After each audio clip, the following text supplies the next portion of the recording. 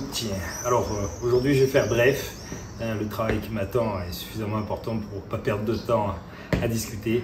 Alors première bonne nouvelle, le vilebrequin est arrivé après 20 jours de voyage et il est à l'usinage, donc j'espère qu'il me sera réexpédié rapidement.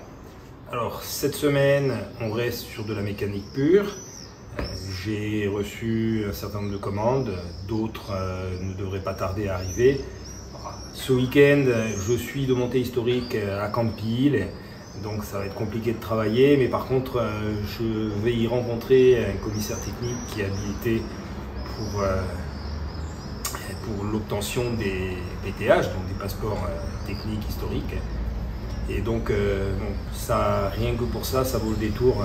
Comme ça, il va pouvoir m'expliquer un petit peu la démarche à suivre pour pouvoir homologuer la voiture, surtout dans les temps.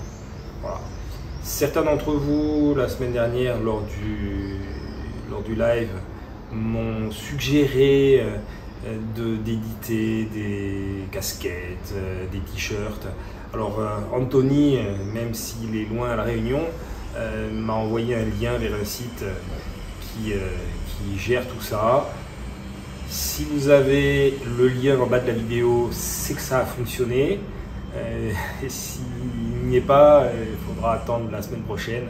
Bon, c'est un site, en gros, je leur ai envoyé la maquette de ce que je voulais et après c'est eux qui gèrent, donc je n'ai plus la main. Mais apparemment ça a l'air d'être assez bien fait. Je vous souhaite donc désormais un bon visionnage. On se retrouve quoi qu'il advienne samedi prochain. Pour les pauses récréatives de milieu de semaine, rien n'est moins sûr.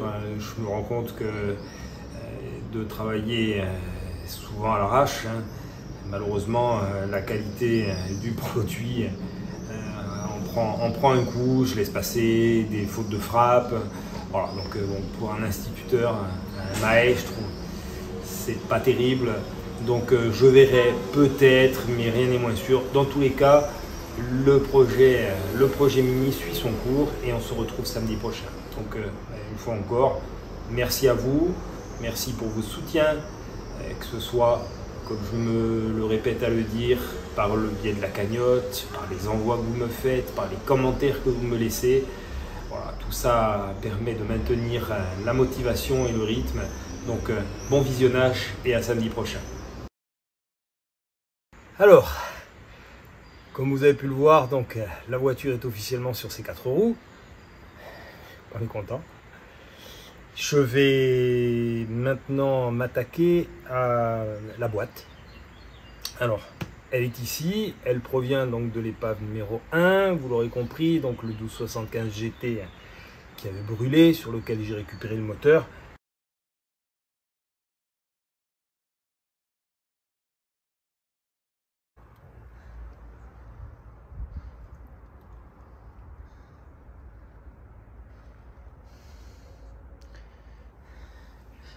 Bon, ça va être compliqué de remettre ça en état. Il se trouve que la boîte sur les Austin est intégrée au moteur. En fait, l'huile qui lubrifie le moteur lubrifie également la pignonnerie de boîte. Donc, c'est sa boîte. On avait vu que elle était encore en plutôt bon état. Donc, là, ce que je vais faire, je vais complètement la démanteler. Et puis, on va contrôler un peu les pièces. Sur une voiture de compétition, la boîte, c'est un élément très important. Donc, autant j'ai laissé sur les moyeux, j'ai laissé les roulements, des roulements d'occasion. Autant là, la décision est prise de tout mettre en neuf concernant les roulements et les synchros. J'ai des bacs de synchro qui traînent dans mon stock depuis déjà un bon moment, donc ça va être l'occasion de les utiliser. Même si vraisemblablement les bacs de synchro de celle-ci sont peut-être très corrects. Et pour finir, alors ça c'est un élément de compétition, donc fourni, vous l'aurez compris, par Dutch. Je vais installer un pont autobloquant en compétition, c'est une pièce maîtresse qui permet quand même de gagner en motricité, entre autres. Bon, je ne vais pas rentrer dans le détail du fonctionnement d'un autobloquant. En gros, ça permet d'avoir de la motricité sur les deux roues. Un véhicule standard avec un différentiel classique, quand vous êtes en virage, vous avez la roue qui est à l'intérieur. Alors, si je m'y prends comme ça, donc la roue extérieure par rapport à la roue extérieure va parcourir une plus grande distance. Du coup, le différentiel, il envoie la puissance sur la roue qui a le moins de distance à parcourir. Et le problème, c'est que quand on est en appui en compétition, bah, qu'est-ce qui se passe? Si vous réaccélérez trop fort, la seule roue qui motrice, c'est la roue donc, qui est à l'intérieur du virage et elle est susceptible de décrocher. Donc là, ce qu'on appelle un ponto bloquant, donc ça permet à la fois d'avoir de la motricité sur la roue à l'intérieur, mais en même temps sur la roue extérieure.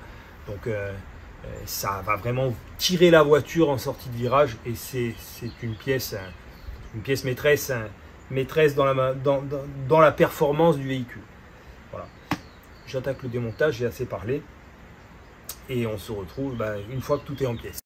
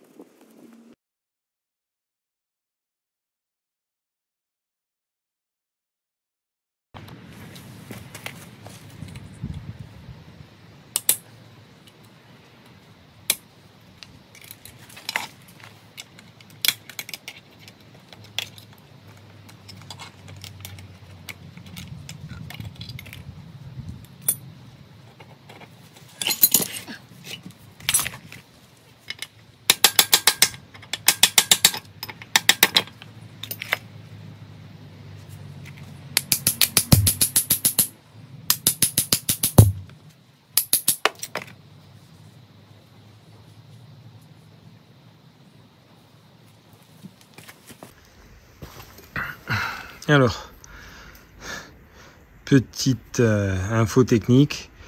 Voilà, deux roulements qui jouent le même rôle sur deux boîtes différentes.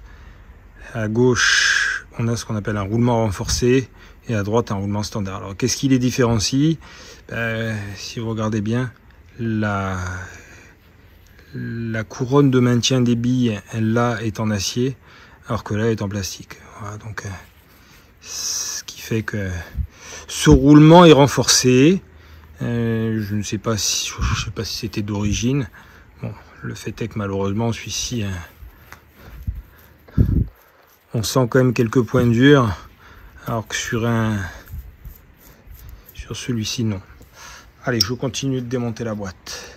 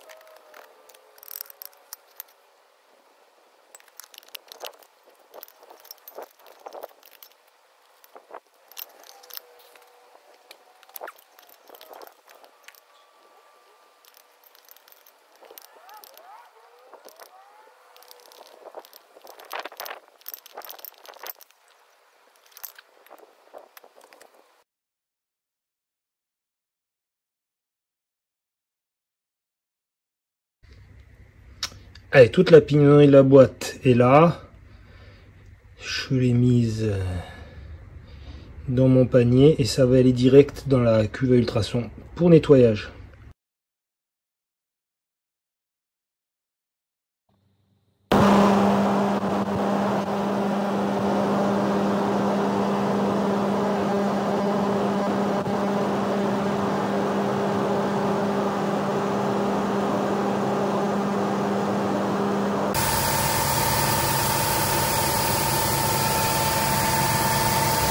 Ce que j'adore dans le sablage, c'est des pièces qui, d'apparence, sont juste bonnes à jeter, vont ressortir en super état.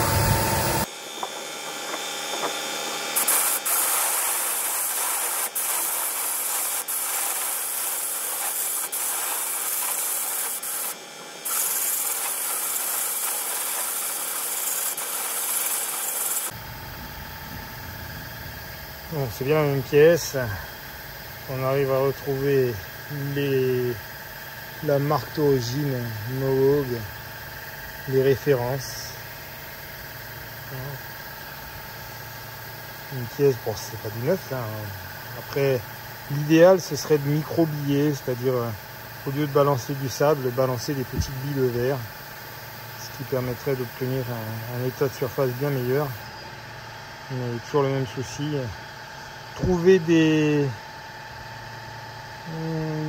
billes de verre ici en Corse, c'est compliqué.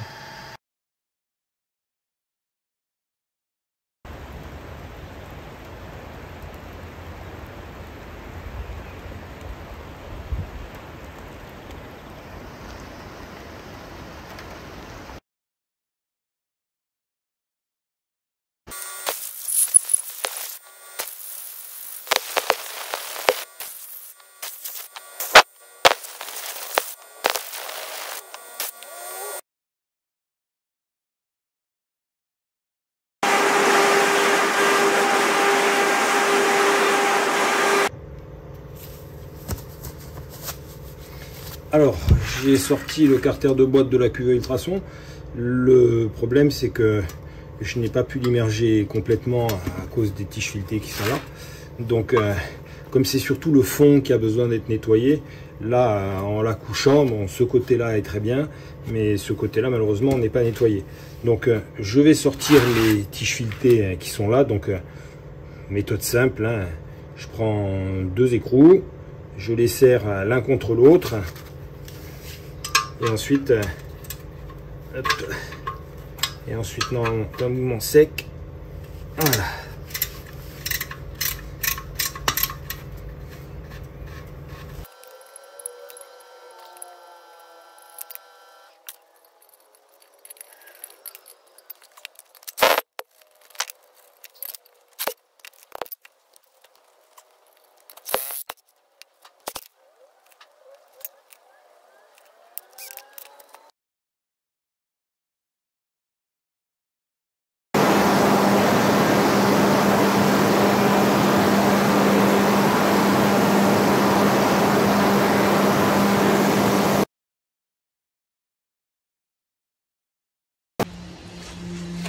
Allez, le carter sort de la cuve à ultrasons. Je l'ai rincé pour enlever un peu tous les dépôts. C'est déjà pas mal. Je vais de toute façon le remettre, hein. Là, il n'est pas encore suffisamment nettoyé. Et je suis obligé de conserver celui-ci parce que c'est les anciennes générations avec des cages de roulement différentes que sur les modèles plus récents. Et de carter comme ça, je n'en ai pas d'autres. Donc voilà, obligation de restaurer.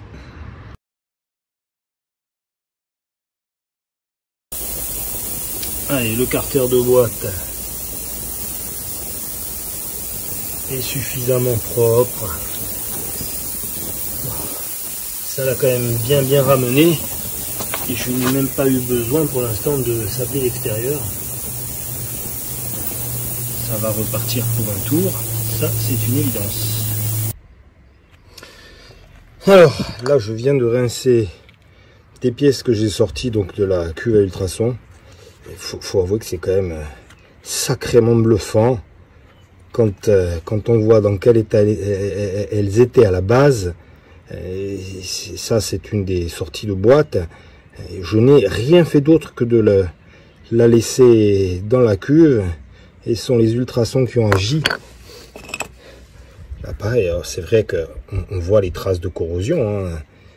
Et là, il y a de l'oxydation. Enfin, c'est plus de l'oxydation que de la corrosion, puisqu'on est sur de l'aluminium. Mais, à part là un petit peu, ça c'est du métal. C'est de l'acier. Mais franchement, c'est bluffant. C'est vraiment bluffant. Là, pareil, ce carter qui était complètement oxydé de partout, il ressort vraiment propre. Même la partie embrayage qui était loin d'être en bon état, elle ressort. Et je n'ai rien fait d'autre que de tremper dans la cuve à ultrasons. Je n'ai pas encore passé un petit coup au sablage. Impressionnant.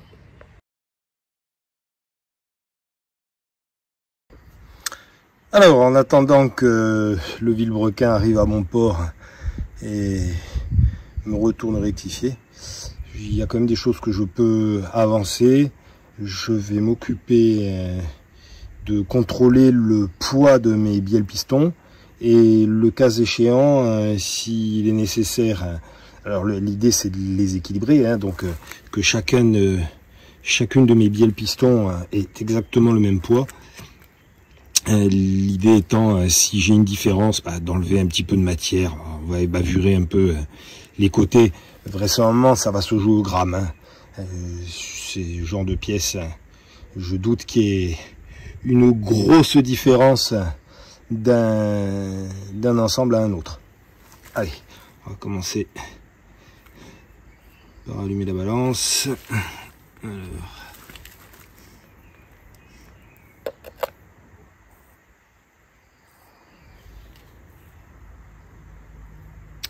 1,47 kg.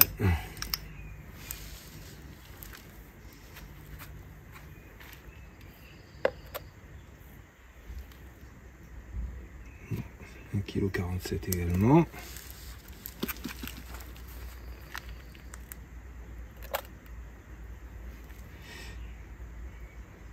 Kilo 45. Celle-ci est a priori la plus légère.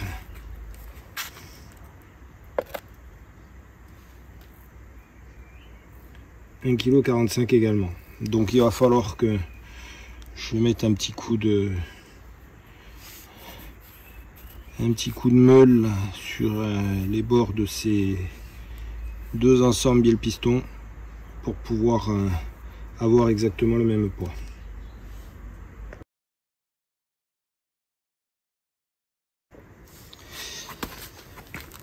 Par acquis de conscience, j'ai refait ma mesure sur un support un petit peu plus rigide, non, mais il y a des irrégularités sous ma bâche et je craignais que ça ne fausse le résultat. Donc on reprend. Alors 1049.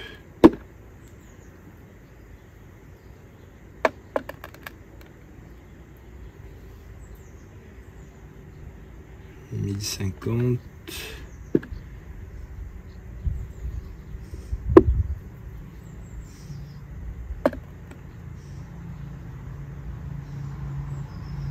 1050.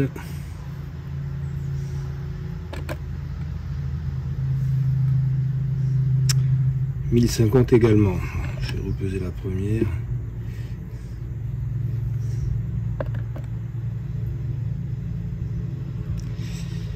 Bon, je vais laisser tomber. Je vais me commander une balance de précision, à la limite même au dixième de gramme près. Celle-ci, de toute évidence, n'est pas suffisamment précise. Même si elle est au gramme près, elle n'est pas capable de me donner deux fois la même mesure. Donc on va pas prendre de risque.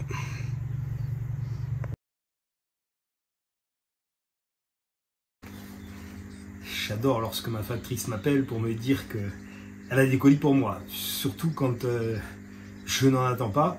Ça augmente d'autant plus la surprise. Et bon, là, celui-ci, c'est une commande passée chez Datch, donc celui-ci, je l'attendais.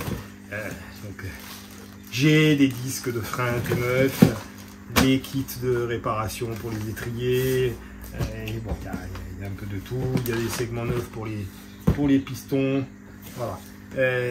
Et puis après, j'ai voilà, les surprises. Ce sont des abonnés plus que fidèles qui m'envoient de quoi m'aider dans mon travail. Donc merci à Bernard et à Fabien, ils se reconnaîtront.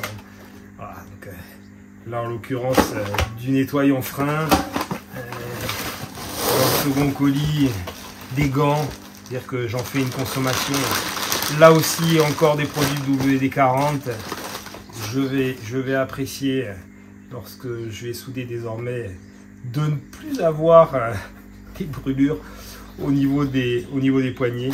Voilà, masque à gaz, donc grand merci à eux, merci à vous tous, hein, y compris chacun, comme je dis, chacun participe à sa manière. Il y en a, c'est par le biais de commentaires et ça me fait très chaud au cœur. D'autres qui participent à la cagnotte, certains m'envoient également des produits comme c'est le cas là. Donc voilà, tout ça permet de faire avancer le chantier et Dieu sait s'il y a encore du travail. La semaine dernière, je paraissais un peu inquiet. Je le suis un petit peu, même si bon, les vacances scolaires approchent, donc logiquement je vais avoir un petit peu plus de temps à consacrer au projet.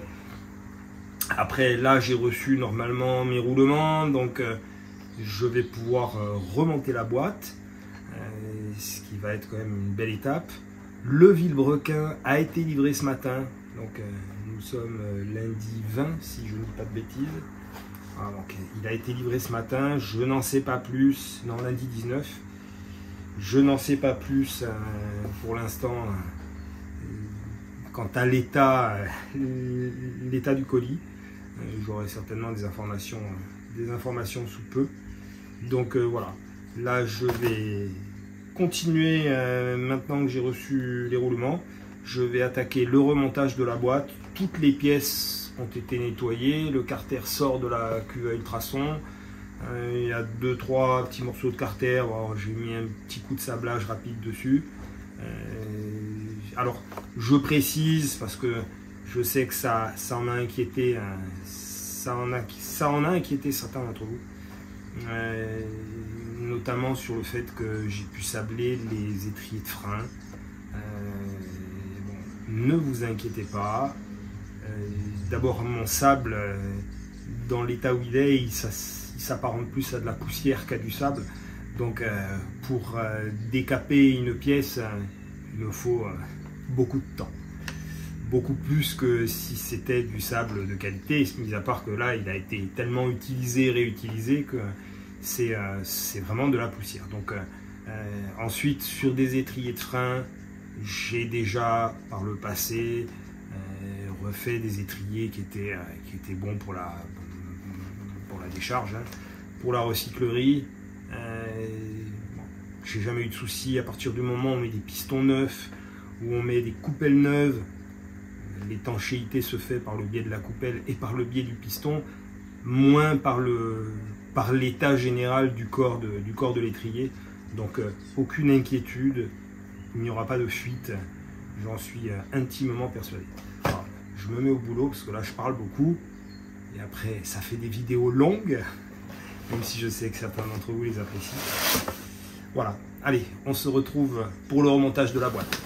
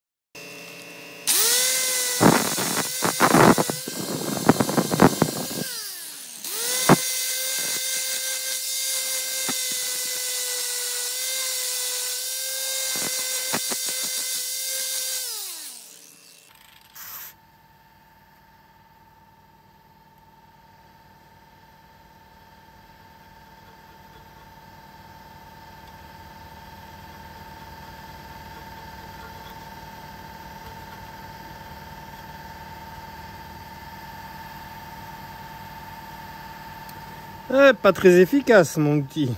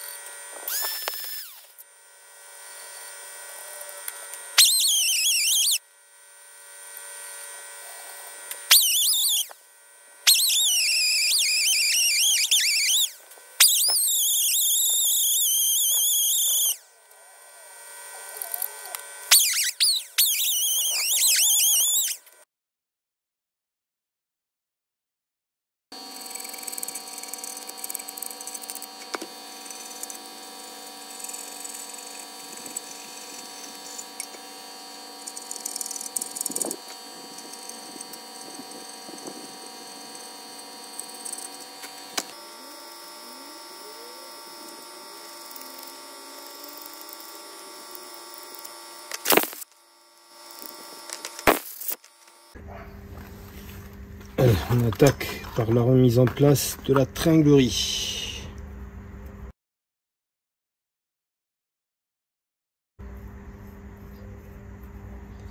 Essayer de ne pas se tromper.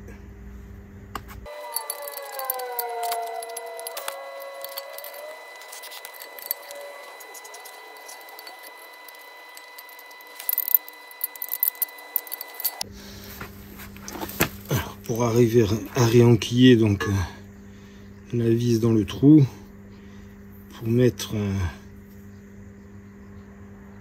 ma pièce à la bonne place, Voilà, là je suis à la limite. Je l'enlève après.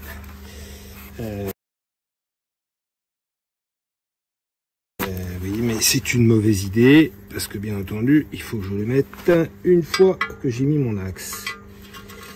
Et là, je suis pas sûr du tout.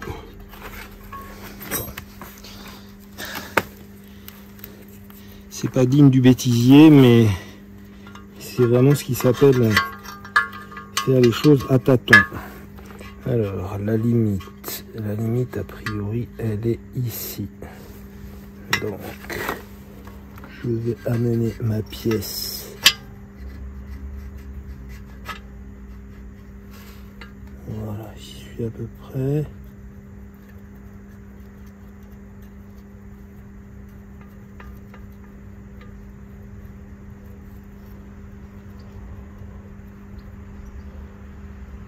Allez, je suis dedans.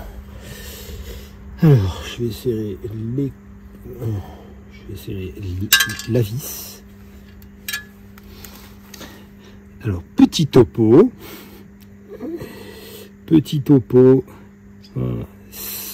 Bon, je regardais sur internet, hein, parce qu'à force de me mettre les pieds dedans, appeler un boulon un écrou une vis et une vis un boulon, j'ai décidé tout simplement d'aller regarder l'info sur le net. Alors, ceci s'appelle bien un écrou. Le combiné des deux s'appelle un boulon. Et ceci seul s'appelle une vis. Alors c'est vrai qu'on a tendance à donner le nom de vis plutôt à quelque chose qu'on va serrer avec un tournevis. Mais non, ça s'appelle bien une vis. Et là, j'ai entre mes mains un boulon. Voilà, donc là, il faut que je serre ma vis et mon contre-écrou. Hop là, je vais aller chercher les bonnes clés.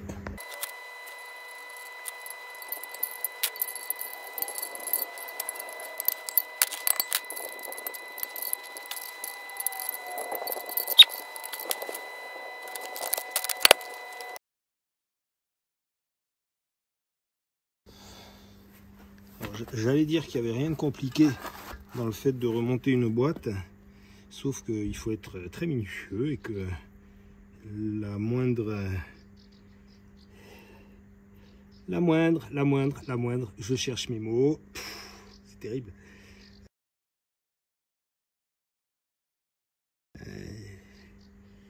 La moindre, ben je ne sais plus ce que je voulais dire.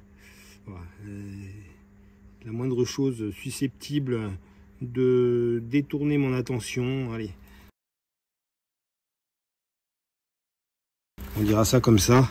Ben voilà, en l'occurrence, j'ai oublié de remettre la rondelle. Je m'en suis rendu compte en démontant le dernier. Donc elle était tombée dedans. Voilà. Et je m'en suis pas rendu compte. Donc je recommence. Voilà, faut toujours faire preuve avec les boîtes d'une grande vigilance. Une fois encore, c'est pas compliqué en soi si on respecte l'ordre de montage et de démontage,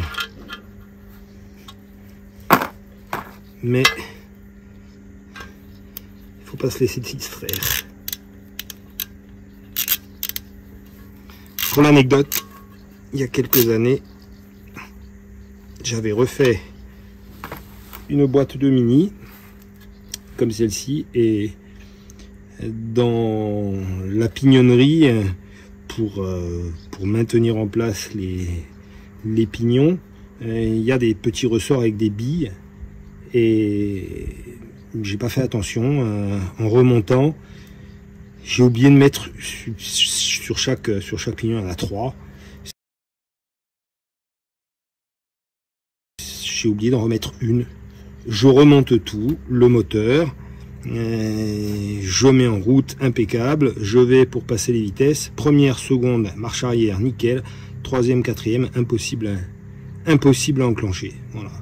J'ai été obligé de tout redémonter, y compris la boîte, pour une petite bille. Voilà, donc Raison pour laquelle maintenant en général quand je m'attelle à une boîte, si j'ai des gens autour, soit je reporte mon travail, soit j'explique gentiment aux gens que ça n'est pas le bon moment.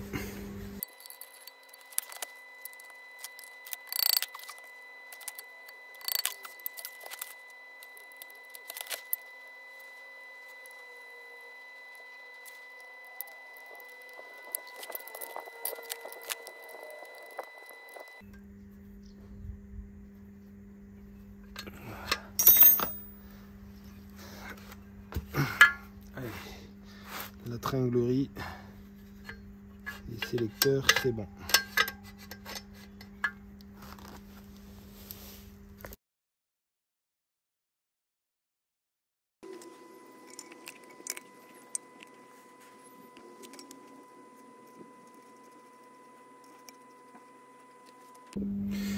Alors, on va s'occuper maintenant de la partie pignonnerie et plus particulièrement des bacs de synchro. Donc là, on est sur une boîte classique à synchro et les bacs de synchro, les voilà. Le rôle de ces bagues, elles permettent de synchroniser donc l'arbre moteur et le pignon concerné à la même vitesse angulaire. Voilà. Ça va permettre, lorsqu'on passe un rapport, ça va éviter les craquements et ça va permettre de passer le rapport facilement. Donc ces bagues, elles ont tendance à s'user. Voilà, donc ce sont la partie intérieure ici qui s'use. Là, ce sont les vieilles. Voilà. Et là, j'en ai une neuve. Alors, je regarde. Bon, les vieilles, ils sont pas en très mauvais état. Si, là j'ai une bague de synchro qui est usée. Alors, on voit peut-être pas à l'œil nu comme ça la différence, mais si je la monte, vous allez vite voir. Voilà, là, on est presque en appui ici, alors que une nouvelle bague, voilà, là, on voit clairement la différence d'espace. Donc, c'est un moyen aussi pour quelqu'un qui refait une boîte. C'est un moyen visuel de rapidement se faire une idée de l'usure des synchros. Voilà, dès lors que le synchro s'use, il se rapproche donc de cette partie-là du pignon et ça vous permet de voir assez vite qu'il faut les changer. Voilà, donc là, je vais les mettre en neuf.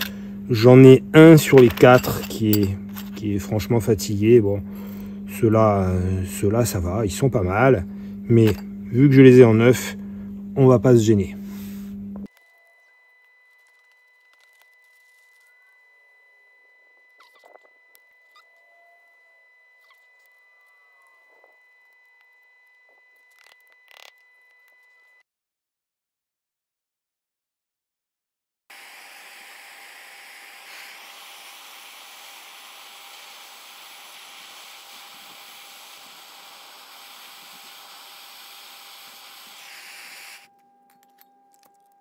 Nickel. Allez, il me reste la dernière bague ici.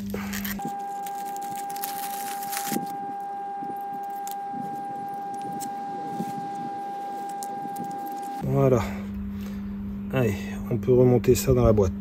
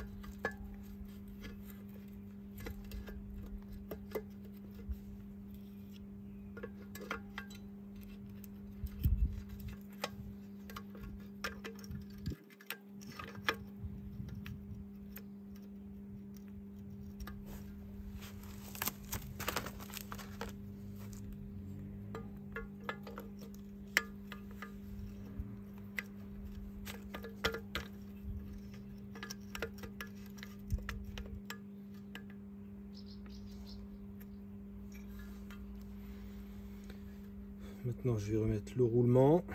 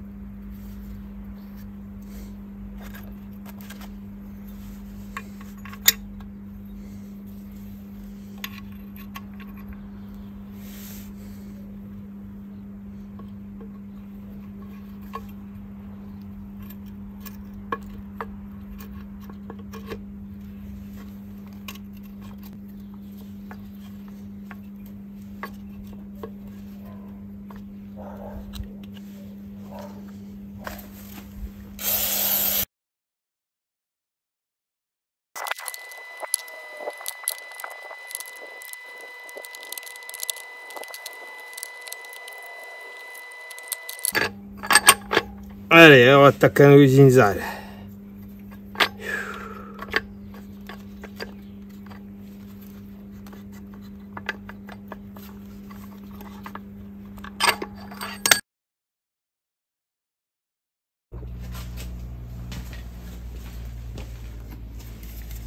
L'axe est complètement grippé.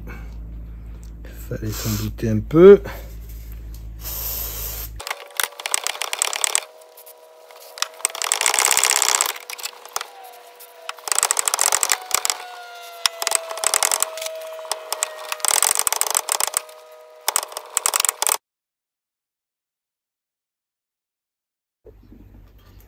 Allez, ça y est. Après un petit effort, un gros effort, voilà, il est complètement dégrippé.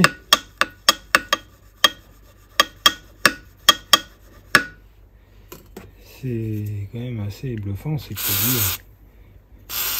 Et ce qui est bluffant, c'est que ça continue de sortir avec une couleur rouillée, alors que là, il n'y a plus de résistance.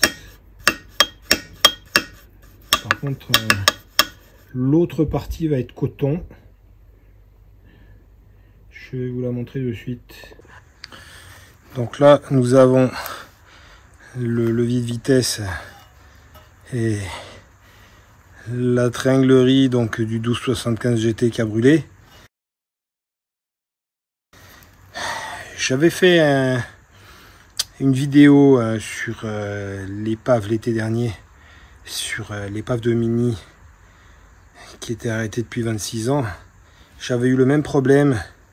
Le levier, bon, il n'était pas dans cet état là, mais il était quand même bien grippé, et j'avais réussi en le chauffant. Vous pouvez retrouver la vidéo. Je peux même vous mettre le lien au dessus. Par chance, je garde toujours dans mon stock des pièces en me disant ça peut servir un jour. Voilà. Ça, c'était une prolongue cassée. Je m'étais dit si j'en ai besoin, peut-être si ça se ressoude. Enfin bref. Alors le levier de vitesse, je dois en avoir un qui traîne aussi.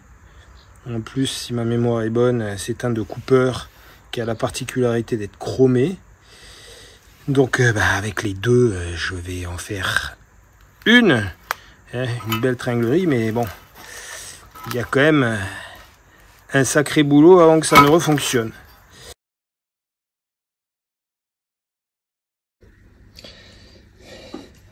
Ah, quand je dis que c'est tous les jours Noël sur ce projet, j'ai reçu les rondelles qui vont remplacer ces rondelles caoutchouc là pour rendre le berceau rigide sur la caisse. Et je sais pas, on arrive peut-être à le voir à l'image. Voilà, elles sont dédicacées. Donc projet Mini Cooper Tour de Corse historique 2023, made by Laurent du Bosset for Vincent Reynaud Amici. Voilà, je ne sais pas quoi dire, c'est juste magique. Voilà, donc je vais les mettre en lieu et place, et puis on va continuer d'avancer.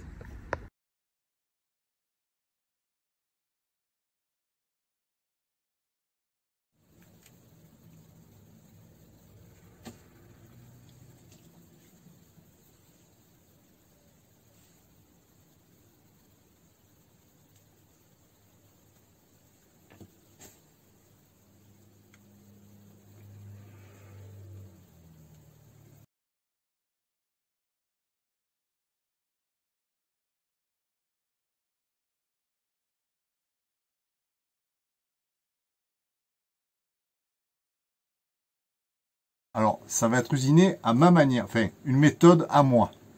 Donc, le plus simple pour que ça marche à ma façon, c'est de repérer au feutre toutes les zones que je dois usiner, c'est-à-dire lever ça, lever le centre et réduire légèrement le diamètre.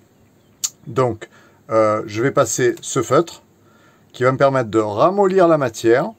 Ouais, tu as bien compris, ramollir la matière et ensuite j'usine. Super précis, hein. Sinon les cotes elles sont toutes pourries après. Faut rappeler que c'est de la pièce compétition. Bon ben voilà, on va passer à la partie usinage maintenant. Donc on va regarder. Là c'est bon, c'est suffisamment mou pour être usiné. Ça va le faire. Donc la méthode d'usinage, très simple. Perceuse, brosse pas métallique, attention, sinon ça va faire un carnage. Donc brosse poil synthétique, rouge de préférence, c'est des demi-doux. Et puis on la met par-dessus, on tourne et ça va usiner. Allez, c'est parti. Donc ça, hop. Pas plus. Alors? Voilà Vincent, les deux pièces sont réalisées. Bon, très content d'avoir pu contribuer à cette partie du chantier en tous les cas. C'est pas grand chose, mais ça m'a fait très plaisir de pouvoir t'aider à réaliser ça. À très bientôt, porte-toi bien. N'hésite surtout pas si tu as encore besoin de mes services, ça sera avec grand plaisir. Allez, à très bientôt Vincent, ciao.